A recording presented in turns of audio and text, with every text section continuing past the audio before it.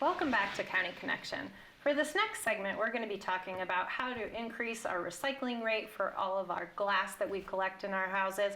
And we are back here with Rachel Zerowin from High Country Conservation Center and Aaron Byrne from the Summit County Resource Allocation Park. Welcome back, Rachel and Aaron. Thanks for having us. Thank you. So, Rachel and Aaron, we are working to move the needle on our waste diversion rate, so the amount of waste that goes to our landfill, getting that actually back to useful purposes and closing the loop. And one of the materials that we're focused on right now is glass. To start out, why don't we talk a little bit about some of the unique attributes of glass? Because in some ways, it is a really, it has a lot of benefits in terms of recycling and a lot of advantages. So Aaron, can you talk a little bit about that? Oh, sure, yeah. Well, we have a huge benefit here logistically in Summit County with one of our glass processing facilities close by. We use Rocky Mountain Bottling Plant and Momentum Glass. Here in Summit County, that material that is being recycled, the glass, the ambers, the grambers, the collet, the flint, we're able to have a bottle to bottle to be able to get that material truly recycled.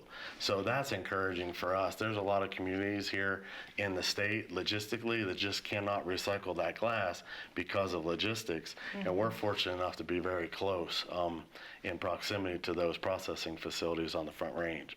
Great. So we've got a great market for it here. And then another great thing about glass is that it is infinitely recyclable, isn't that right? Yes, very much, yes. Unlike some of our other materials like paper that eventually has a limit to how useful it is. Yep. So on the flip side, there are some challenges associated with glass recycling. So what are some of the challenges that we see with this material?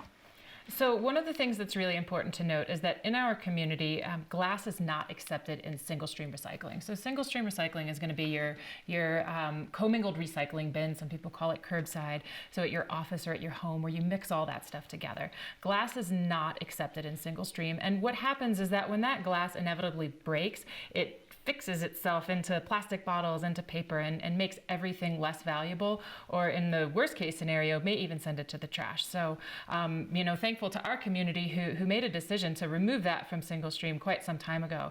And now, thanks to 1A, we're able to, the county is able to provide these glass stations throughout the community where people can quickly and conveniently drop off their glass for recycling. Right. And then, one of the things about glass is not only does it contaminate other stuff, but, for anything that does end up in our single stream bins, it has to be separated at some point in order to be actually recycled. And so that separation process is also really challenging for the glass itself if it's in a million tiny pieces. That's correct. So the processing centers have a real challenge with that.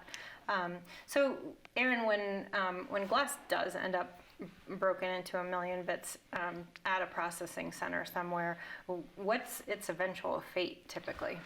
A lot of times it ends up going to a landfill. There's really not a lot of uses for that. There are facilities across the nation that use that material for engineering processes in a landfill, maybe for like a drainage, or sometimes they use that for a cover. But a lot of times that material is contaminated because it's the end or residual in the processing facility, and it has a lot of contamination in it. So hence the reason why we pull the glass out of our single stream is, that glass continues to devalue all those other commodities. So the harder we work as a community to remove that glass from that single stream, the more value we get for those other commodities, and the cleaner that material is, to where at the end of the day we're able to keep these processing facilities running pure and clean. There's been a lot of facilities, paper mills over the years here in the States that have closed down because these pulp mills can't accept the broken glass that goes through that process, and it gets impregnated in the paper and plastics.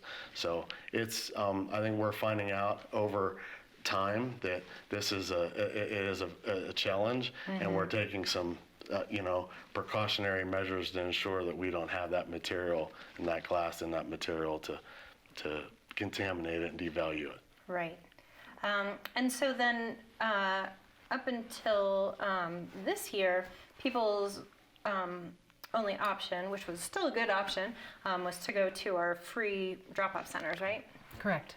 And so where we have an exclusive glass bin, or we have multiple containers for glass based on color.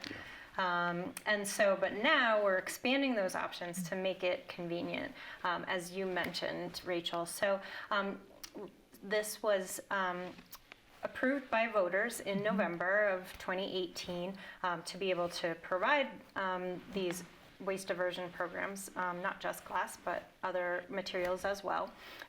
So how will this work, the new program?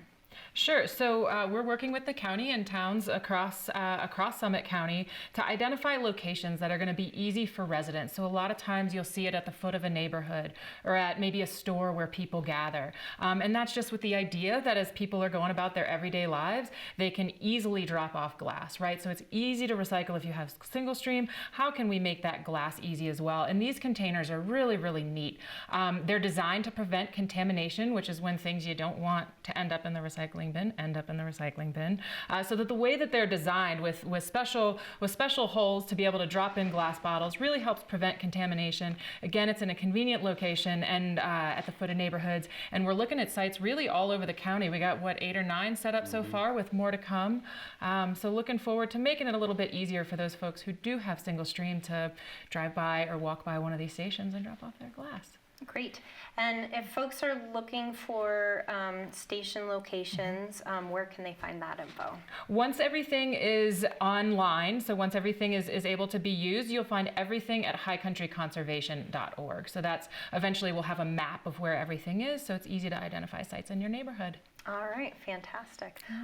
Anything that either of you would like to add about our new expanded glass recycling program? Yeah, I think overall, really grateful to the community, to the voters, and to everyone who approved this ballot measure, because as recycling programs across the country we hear about are being removed or not working.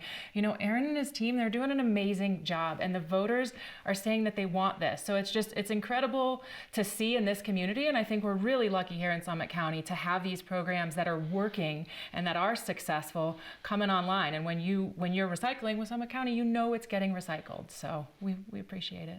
Excellent. Yeah, and I think also if we can find other folks in the community that have ideas or locations that they would be interested to get these glass depots up and running, please reach out to us, contact HC3, let them know, because we encourage that. We want to do everything we can. We want to keep those organics out of the landfill, the food scraps. We want to keep this glass out of the single stream. So anything that we can do, and the community's been great and very supportive of these programs, and we want to do everything we can to add that infrastructure and make it easy for everybody. So we encourage that, and any options or opportunities we have as a community to add more of that would be a huge benefit. All right, fantastic. Well, thanks to both of you for coming in the SCTV studio and sharing all of these waste diversion tips and strategies, and for all of your hard work on this issue. Thank you, Julie. Thanks. We're going to take another quick break, and when we come back, we'll talk about expanded mental health programs in our local schools.